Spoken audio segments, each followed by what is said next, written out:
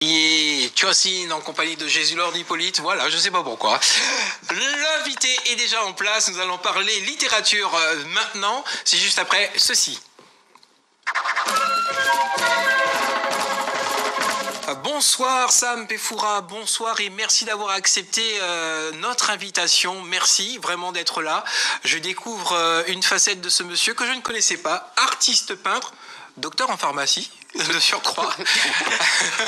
L'histoire du peuple Bamoun, c'est cet ouvrage que nous attendions et qui met à l'honneur, vous avez choisi de le faire, l'un des plus grands auteurs guyanais du monde contemporain, c'est monsieur Ellis Stephenson.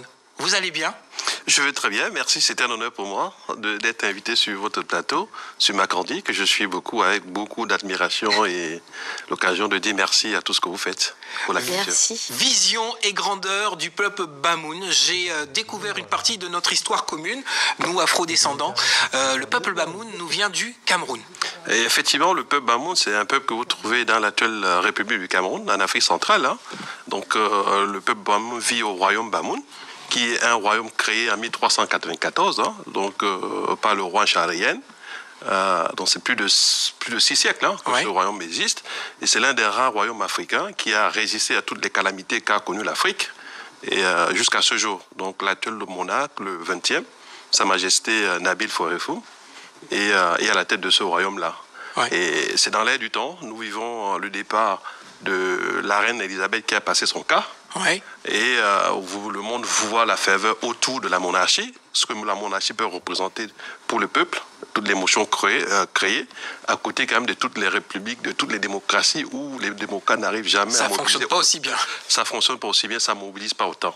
Donc le royaume Bamoun est là, bien en place, depuis des siècles et tout. Nous avons fait cet ouvrage, Vision et grandeur du royaume Bamoun. Je suis pharmacien, vous l'avez dit, c'est vrai. Et en 2007, j'ai entendu un chef d'État européen dire que l'Afrique n'était pas suffisamment rentrée dans l'histoire. Oui, un certain président. Tout à fait. Et donc, à partir de cette phrase-là, je me suis dit qu'il fallait que je fiste l'histoire de mon peuple à travers des œuvres d'art pour que les générations présentes et futures puissent savoir ce que nos ancêtres ont fait.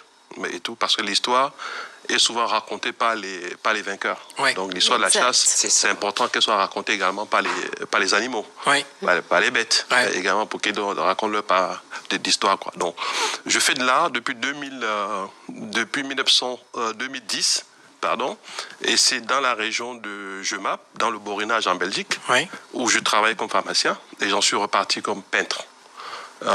C'est le lieu de dire ici, pas pour faire une comparaison, qu'en 1788, dans la même région, il y a un jeune Hollandais qui est arrivé comme pasteur et qui est reparti comme peintre. Il s'appelle Vincent Van Gogh. Van Gogh. Alors aujourd'hui, ce livre va voyager parce qu'il va être présenté par Sa Majesté. Ça aurait dû être fait par son prédécesseur et ça n'a pas pu se faire. Sa Majesté est décédée et donc le livre va être présenté par son successeur et vous partez apporter cette réalisation. Tout à fait. Effectivement, ce livre est sorti l'année dernière, en 2021. Et en tant que président de la région Caraïbe de l'ONG américaine Alzheimer's, nous avons produit cet ouvrage-là. Et sa dédicace devait être présentée au Cameroun par le 19e roi Bamoun, Sa Majesté Ibrahim Boumodjoya. Mais malheureusement, il n'est pas venu parce que malade. Et à la suite de quoi il a passé son cas. Le 27 septembre de l'année dernière. Et il n'a pas pu présenter cet ouvrage.